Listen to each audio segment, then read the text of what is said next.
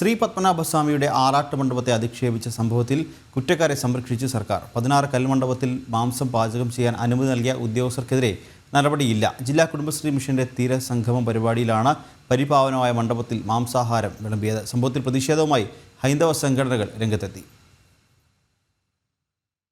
ശ്രീ പത്മനാഭസ്വാമിയിൽ വിശ്വാസമർപ്പിക്കുന്ന ഓരോ ഭക്തന്റെയും ഹൃദയത്തിൽ മുറിവേറ്റ ദിവസമാണ് കടന്നുപോയത്.